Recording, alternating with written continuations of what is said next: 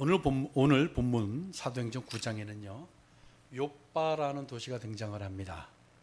욥바는 예루살렘에서 서북쪽으로 약 50여 킬로미터 떨어진 곳에 있는 항구 도시입니다.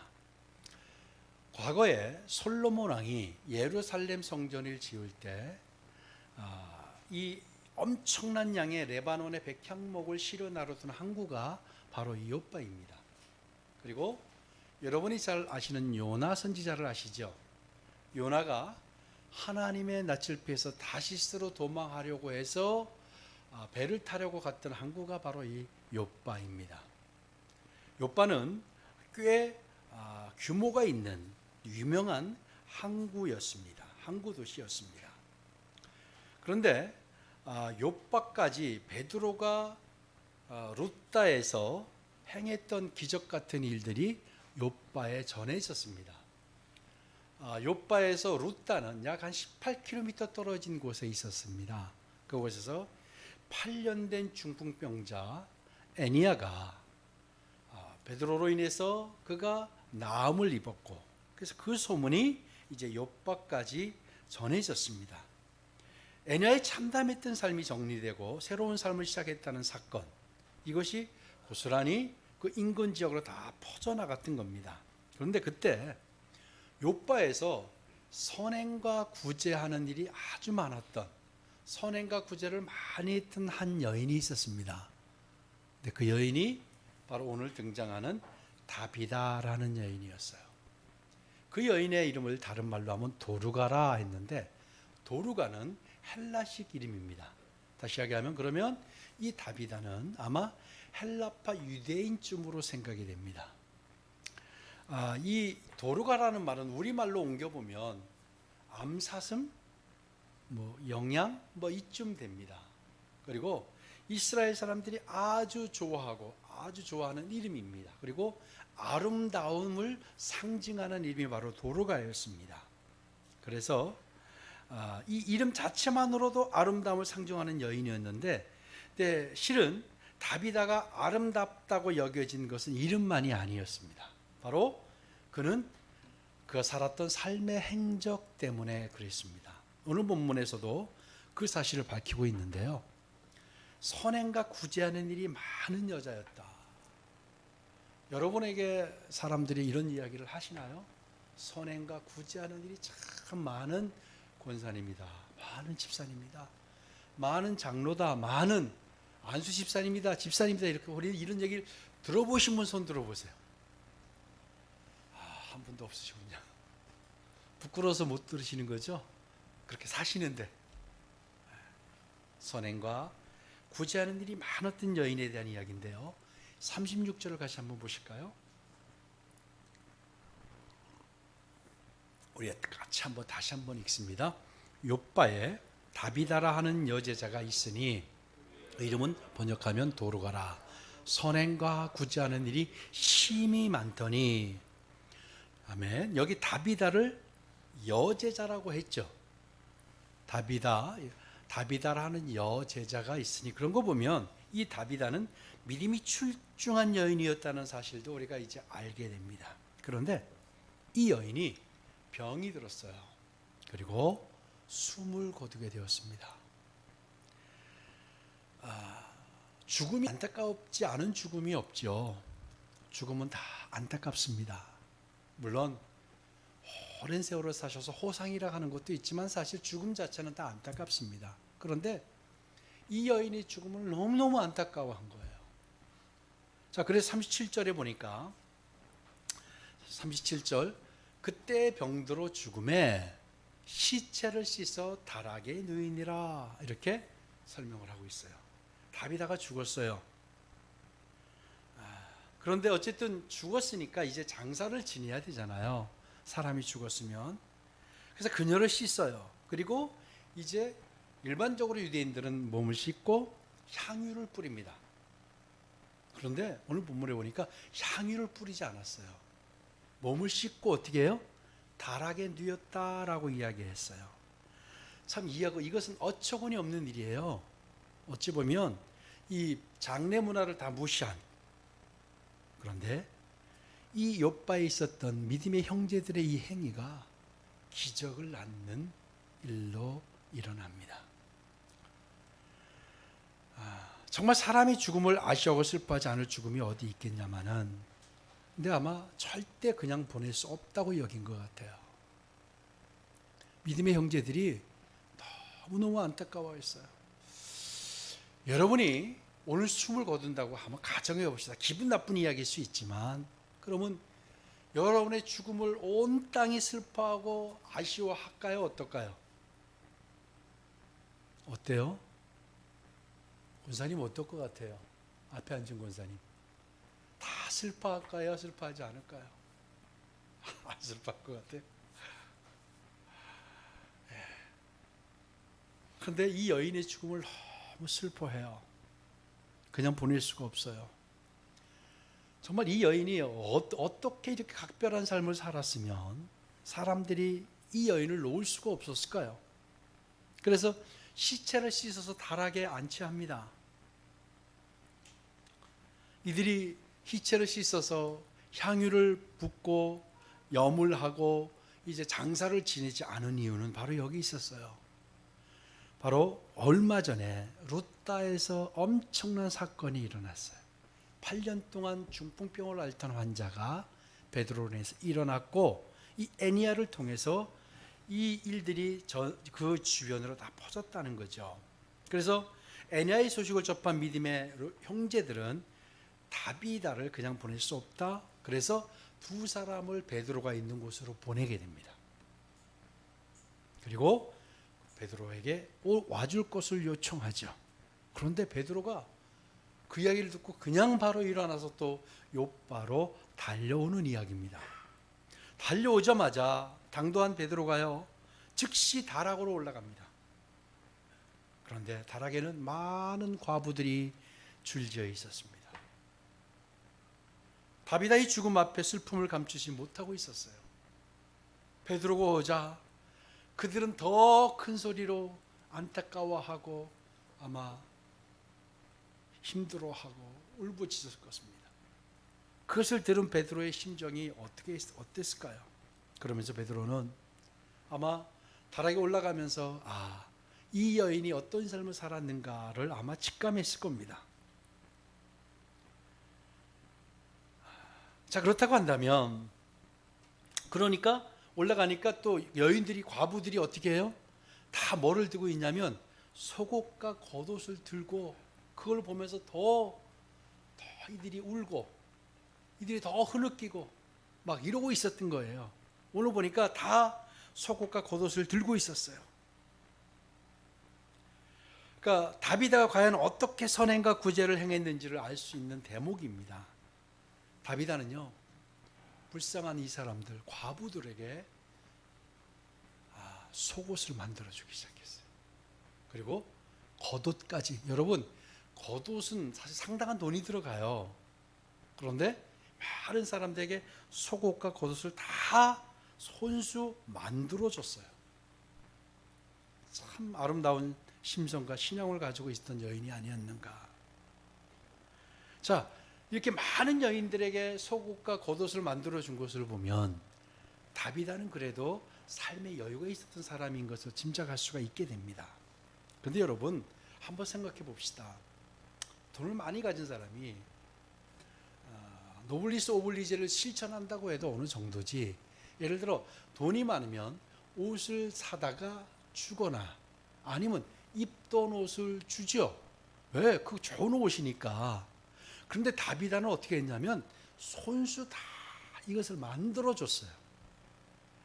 여러분, 속옷과 겉옷을 만드는데 또 시간은 얼마나 많이 들겠어요. 그렇죠? 특히 여자들이라고 한다면 그걸 다 알 거 아닙니까? 그러니까 그 여인 과부들이 얼마나 감동을 했겠습니까?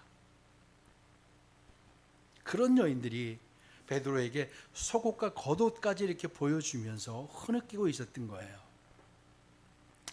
그렇다면 이제 이 정도만 해도 이 다비다가 어떻게 살았는가를 우리가 추측할 수 있는데, 성경이 그가 어떻게 살았는지를 아주 적절하게 표현하는 구절이 있습니다. 본문 36절로 다시 돌아가 볼까요? 선행과 구제하는 일이 심이 많더니라고 기록하고 있죠. 그런데 심이 많더니라는 이렇게 번역된 헬라어의 플레레스는요, 일반적으로 충만하다라는 의미를 가지고 있어요. 그런데 이 플레레스는 가득 찬 상태를 넘어서 계속 흘러 넘치는 상태를 의미합니다. 자, 그러면 다비다가 어떻게 했느냐? 흘러 넘치게 했다라는 거예요. 그러니까 과도하게 한 거예요. 그러니까 정도를 넘어선 거예요. 일반 사람이 생각할 수 있는 정도를 넘어서서 선행과 구제를 끊임없이 했던 사람이었다라는 거예요. 여러분 주변에 이런 분 보신 적 있으세요? 선행과 구제를 하는데 그냥 계속해서 흘러 넘치게 하는 사람을 보신 적이 있냐고요. 적당히 사람들 보이기에 사람이 적당히 감당할 정도는 할 수 있는데 이렇게 선행과 구제를 흘러 넘치도록, 그러니까 정도를 넘어서는 그런 일을 다비다가 한 거예요. 그러니 과부들이 다 와서 그를 보낼 수 없었다라고 한 거예요. 그런데 일반적인 사람이 본다라고 한다면 이건 어리석은 행위죠. 뭘 그렇게까지 시간을 들여서 다 손수 만들어서 그 수많은 사람들을, 어렵다고 하는 사람들 다 도와주냐? 참 바보스럽다, 어리석다라고 할 수도 있어요. 왜? 누가 봐도 과도하게 아주 정도를 넘어서게 계속 그 일을 했던 거예요. 그러니 사람들이 너무 슬퍼서, 여러분 아시겠지만 그 사람이 죽으면 정승집 개가 죽으면 사람이 몰려들지만 정승이 죽으면 어떻게 돼요? 사람이 안 온다고 하잖아요. 이 사실 여러분 살아보니까 사실이잖아요. 그 유력자가 있는 가족이 죽으면 가지만 유력자가 죽으면 많이 안 가는 것 같아요. 그런데 다비다가 죽었을 때 너무 많은 사람들이 와서 슬퍼 울었다라는 겁니다. 그렇다면 다비다의 이런 선행이 어디에서 온 것일까? 다비다가 어떻게 그렇게 되었을까 궁금하지 않습니까? 다비다는 도대체 어떻게 이런 선행과 구제를 하게 되었을까? 다비다가 원래 태어나기를 성정이 좋은 사람이에요. 그럴 수 있어요. 그렇죠? 그런데 아니면 그 집안이 내력이 그래요. 예를 들어 그 집안 내력이 사람을 도와주는데 그렇게 열심히 사람들이었다고 해도 이 정도로 하지는 않는다는 거예요. 끊임없이 계속해서 흘러넘치게. 우리가 이제 이런 얘기, 밑 빠진 독에 물 붓기라는 얘기 있잖아요. 끊임없이 이렇게 계속 흘러넘치게, 끊임없이 흘러넘치게 하는 사람은 없죠. 본 적이 없어요. 저도 긴 인생을 산 것은 아니지만 그런 사람을 본 적이 없어요. 사람들이 적당히 감동할 정도, 끊임없이 평생 그렇게 할 사람이 없다라는 거예요. 그런데 이 다비다는 그런 삶을 그렇다고 한다면 다비다에게 저는 특별한 계기가 있었다라고 보여진 거예요. 다비다의 특별한 계기가 있었지 않았을까? 여러분 사람이 아무리 사랑을 하고 사랑을 나누어줘도 그건 한계가 있잖아요. 적당이라는 게 있죠. 그런데 흘러넘치게 끊임없이 지속적으로 분명히 계기가 있을 것 같다. 그 해답을 오늘 본문 36절이 우리에게 힌트를 줍니다. 36절 다시 한번 읽어봅시다. 시작. 욥바에 다비다라 하는 여제자가 있으니 그 이름을 번역하면 도루가라. 선행과 구제하는 일이 심히 많더니. 아멘. 뭐라고 그랬어요? 욥바에 다비다라 하는 누가? 여제자가. 이게 무슨 말이에요? 다비다가 주님을 만났다라는 거예요. 주님의 제자였다라는 거예요. 주님을 만난 거예요. 무엇이 그를 감동시키고 그렇게 움직이게 했는가? 주님을 만났기 때문입니다. 아멘. 그가 제자가 됐어요. 주님을 만났어요.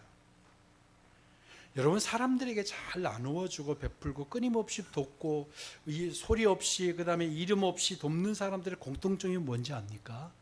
그런 사람들 은혜를 아는 사람들이에요.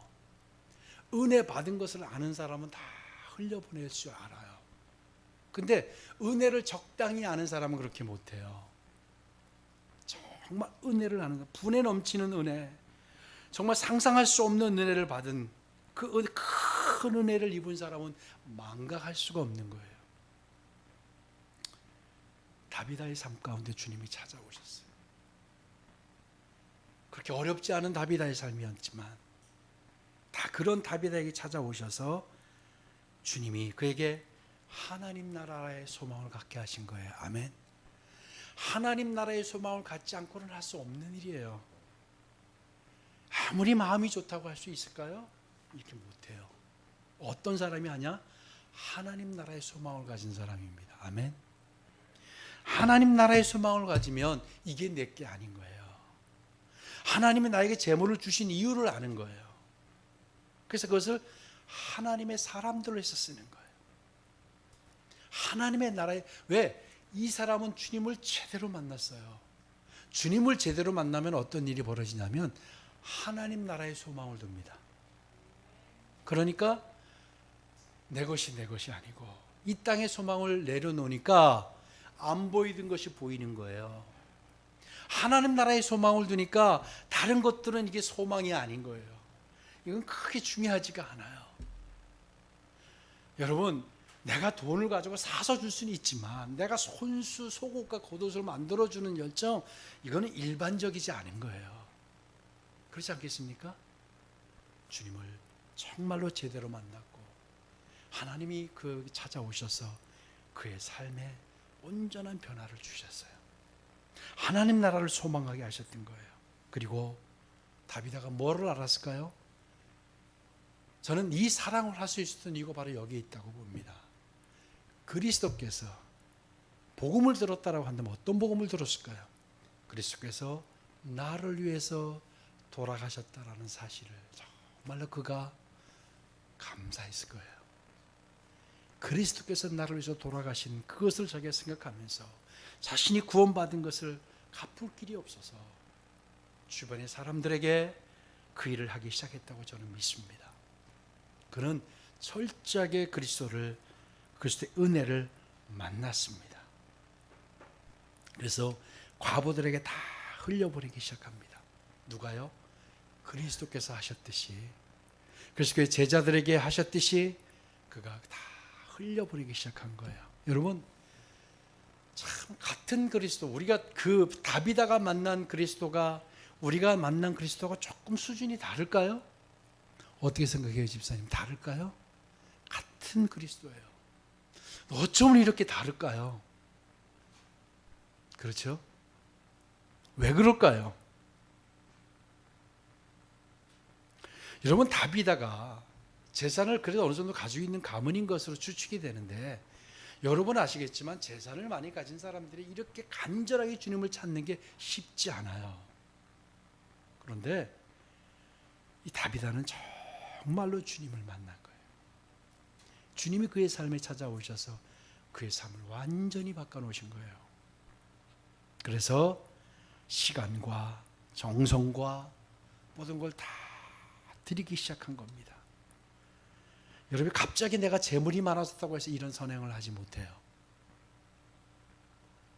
자신의 죄를 십자가에서 대속해 주신 예수 그리스도의 은혜를 경험하지 않고는, 그것을 알지 않고는 이런 행위가 어렵다는 겁니다. 다비다는 분명히 하나님의 사랑, 그리스도의 은혜를 정확하게 알았던 여인이었어요.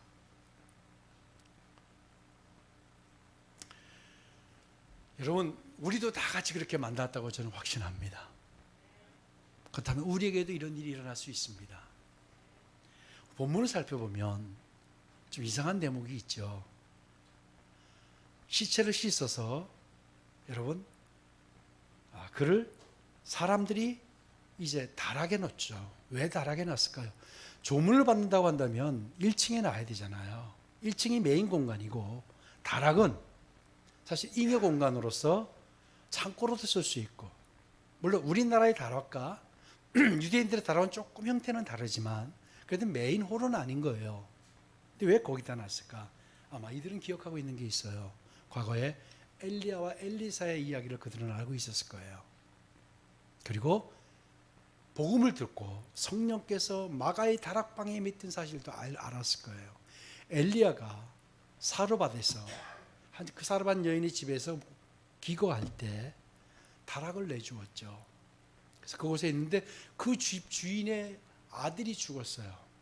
그래서 엘리야가 그를 안고 올라가서 기도해서 그를 살려내죠. 엘리사도 이와 유사한 일을 해요.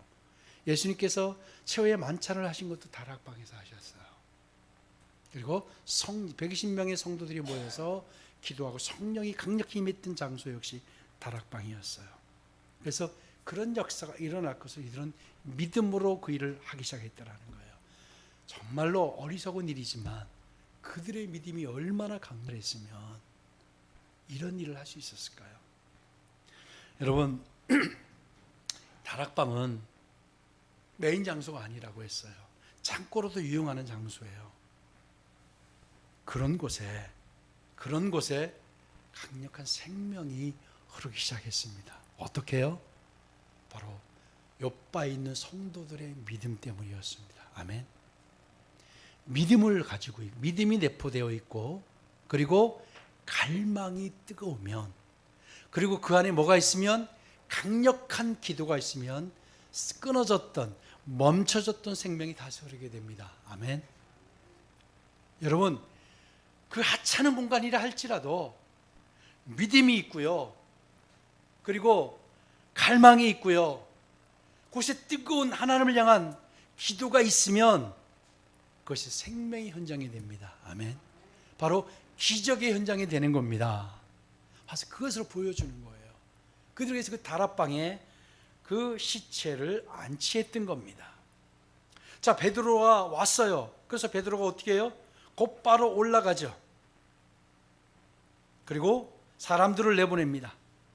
그리고 베드로가 무릎을 꿇고 이르되 다비다야 일어나라 하니 그가 눈을 떠 베드로를 보고 일어나 앉는지라. 아멘. 여러분, 베드로가 누구보다 정말 강력한 성령의 능력이 있어서 이것이 이루어진 일이 아니에요. 베드로는 마지막에 불을 붙였다라고 저는 봅니다. 누구요? 요바에 있는 형제들의 믿음이 있었어요. 아멘. 그들의 믿음이 얼마나 강렬한지. 그러니까 향유도 바르지 않잖아요. 왜? 하나님께서 이 여인은 다시 살리실 것이라고 믿었어요. 야, 이런 믿음이 지금 있으면 얼마나 좋겠습니까? 그런 믿음 가운데 하나님은 시간과 공간을 초월하셔서 그곳에 임하기 시작하셨습니다. 그래서 다비다야 일어나라 라고 말할 때 다비다가 눈을 뜹니다. 뭐예요? 멈춰졌던, 끊어졌던 생명이 다시 흐르게 됩니다.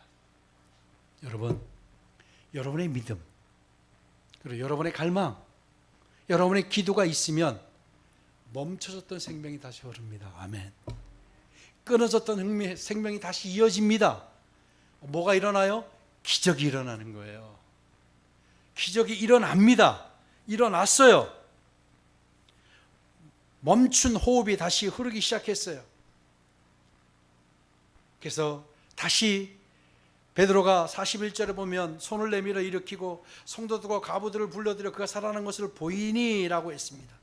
여러분, 이제 과부들이 올라와 보니까 그들이 갈망하고 소망했던 이 여인이 살아난 것을 보고, 여러분, 그때 그 당시에 과부들이 예수를 믿었는지 안 믿었는지는 알 수가 없어요. 모르겠어요. 그런데 믿지 않았다라고 한다면 그들은 엄청난 이 변화 앞에, 생명 앞에 그들이 주님을 영접하지 않았겠습니까?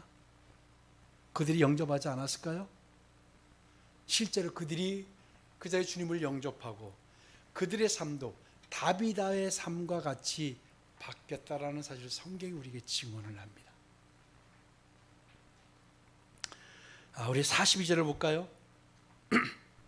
그렇게 그 현장에 있었던 과부들이, 우리 지난 시간 나누었던 애니야에게 정돈하라 외쳤던 삶의 모습이 과부들에게 일어나기 시작했다는 사실이에요. 42절 같이 읽습니다. 온 요빠 사람이 알고 많은 사람이 주를 믿더라. 아멘. 다시 살아난 다비다와 몰라보게 바뀌고 달라진 과부들의 삶은 요빠를 흔들기 시작했습니다. 주님을 영접하는 일들이 시작됐어요. 여러분, 주님을 영접했다는 게 무슨 말인가요? 주님을 영접했다는 것은요, 이렇게 말할 수가 있어요. 주님을 영접했다는 것은 인생이 새로워졌다는 것을 의미합니다. 아멘. 주님을 영접한 것은 인생이 새로워진 거예요. 그러면 주님을 영접했는데 인생이 새로워지지 않았다면 주님을 제대로 영접하지 않은 거잖아요. 주님을 영접하면 주님의 터치가 있으면 주님이 임하시면 인생이 다 바뀝니다. 아멘. 다 바뀌었어요. 그렇게 그리스도인들의 적대적이었던 사울이 바뀌었잖아요. 애니아가 바뀌었잖아요. 그리고 과부들이 바뀌었잖아요. 여러분, 주님을 영접했다는 것, 이것은 인생이 새로워지고 바뀌었다라는 것을 말하는 거예요. 이런 등식을 여러분 아셔야 돼요. 주님을 만나면 주님을 만나면 일어나는 특징이 뭐냐면 삶이 새로워지는 거예요. 아멘. 주님을 만나면 삶이 새로워집니다. 우리가 교회를 다니면서도 삶의 모습은 과거와 조금은 나아진 것 같은데 별반 차이가 없어. 나는 나아졌다고 느껴요. 근데 사람들은 그렇게 느끼지 않은 경우도 많잖아요. 그렇죠? 실제 아니에요? 제가 그냥 하는 얘기, 여러분 전혀 아닌데 제가 하는 얘기 같이 그런 표정을 보이시는 것 같아요. 어때요, 여러분? 나는 그래도 좀 나아진 것 같아요. 근데 사람들이 그렇게 동의하나요? 내 삶이 완전히 변화되지 않았다면 우리가 주님을 만났지만 온전히 만났다고 할 수 없는 거예요. 42절에 뭐라고 그랬어요? 온 요파 사람이 알고 많은 사람이 주를 믿더라. 여러분, 전도가 어렵다고 한 말은 어렵습니다. 특히 우리나라 상황에서 전도가 참 어렵습니다. 사람들이 변화가 되고 사람을 바꾸는 것도 쉽지 않습니다. 그런데 주님을 진짜 제대로 만나니까요, 사람이 변하는 거예요. 주님을 영접했다고 말해요. 여러분, 저는 주님을 영접했고요, 구원받았고요, 저는 하나님의 백성이에요, 이렇게 얘기하시잖아요. 그렇죠? 얘기하세요, 안 하세요? 나는 예수 믿어요라고 얘기하세요, 안 하세요? 하시잖아요. 여러분, 예수를 믿는다는 거, 영접했다는 것은 인생이 바뀌었다는 의미와 똑같은 이야기예요. 여러분, 그렇게 되기를 다시 한번 주 이름으로 축복합니다. 성경이 우리에게 뭐라고 하는지 아세요? 우리가 다시 살아났다고 우리에게 분명히 말씀하고 계세요. 로마서 6장 1절과 2절, 그리고 베드로전서 2장 24절을 연이어 보겠는데요. 보실까요? 그런즉 우리가 무슨 말을 하리요? 은혜를 더하게 하려고 죄에 거하겠느냐? 그럴 수 없느니라. 죄에 대하여 뭐라고요? 죽은 우린 죄에 대해 죽었어요. 그리고 베드로전서 2장 24절을 보겠습니다. 친히 나무에 달려 그 몸으로 우리 죄를 담당하셨으니 이는 우리로 뭐라고요? 죄에 대하여 죽고 의에 대하여 살게 하려 하심이라. 아멘. 우리는 뭐예요? 다시 살아난 사람들이에요. 아멘. 나는 살아난 사람이에요. 아멘. 주님이 우리를 찾아오셨다는 그 사실은 나를 다시 살리신 거예요. 아멘. 그렇게 믿으셔야 돼요. 믿어지시죠? 나를 다시 살리셨어요. 그러면 하나님이 우리를 다시 살리셨다는 건 새로운 생명을 주셨다는 거예요. 그렇죠? 우리에게 새로운 생명을 주시고 새로운 인생을 주신 거예요. 아멘. 이게 아멘이 돼야 됩니다. 주님이 우리에게 새로운 생명을 주셨고 새로운 인생을 주셨어요. 왜요? 우리 안에 이제 새로운 생명의 능력이 있어요, 없어요? 있어요. 여러분, 시인하셔야 되고 선포하셔야 돼요. 여러분 안에 새로운 생명의 능력이 있어요, 없어요? 있어요. 아멘. 있습니다. 네 안에 새로운 생명의 능력이 이미 흐르고 있어요. 그러면 삶이 변화돼야 돼요. 근데 그걸 막고 있는 게 있어요. 뭘까요? 참 떨쳐버리기 어려운 게 욕망, 욕심이에요. 그렇죠? 정말 다 떨쳐버리는데 욕망, 욕심, 참 은혜 받고 이렇게 해도 여러분, 오늘 또 나가시면 또 욕심은 바로 우리에게 찾아오죠. 왜 그런지 아세요? 늘 제가 말씀드린 내가 주인이기 때문이에요. 다비다는 자신이 주인의 삶을 살지 않았어요. 하나님을 제대로 주님을 만나니까 그거 다 자기 것이 하나님의 것이네요. 하나님 나라가 그 안에 오니까 하나님 나라가 그 안에 임하니까 그게 문제가 안 된 거예요. 여러분 그런 삶이 이번 주에 있기를 축구해 여러분 축복합니다. 여러분의 남은 인생이 다비다와 같이 되시길 축복합니다. 되지 못할 이유가 없어요. 그 안에 임했던 생명이나 우리 안에 임한 생명이나 다 같습니다. 아멘. 동일한 생명이에요. 동일한 능력이에요. 그렇다고 한다면 이게 다를 리가 없어요. 문제는 사람이 내가 다른 거예요. 능력과 생명은 같은데 여러분 이제 그런 삶을 위해서 다시 여러분 믿음으로 시작하시길 주의 이름으로 축복합니다. 그 생명이 우리 안에 흐르고 있습니다. 여러분 그냥 보시면 안 돼요. 여러분 옆에 있는 분들이 주의 생명이 흐르는 분들이에요. 아멘. 주의 생명이 흐르고 있어요. 여러분 이 생명이라는 것, 살아있는 것은 성장하게 돼 있고 살아있는 것은 흘러가게 돼 있어요. 여러분 흐르는 물이 살아있는 물들은 다 흘러가잖아요. 여러분의 삶이 그렇게 흘러가길 주의 이름으로 축복합니다. 주의 은혜가 흘러가길 축복합니다. 다비다의 삶이 여러분 안에 있기를 축복해요. 이제 가능합니다. 동일한 생명이 우리 안에 와 있잖아요. 죄에 대해서 죽고 의에 대해서 살게 하려 하심이라. 우리에게 새로운 생명의 능력을 주셨습니다. 우리 그렇게 힘있게 이번 주간 또 이제 3월을 또 시작하십시다. 그래서 그래 한 주간 내내 나는 다비다를 한번 닮아보자. 여제자 다비다를 닮아보자. 그런 결단으로 여러분 돌아가시면 좋겠습니다. 우리 같이 기도합시다.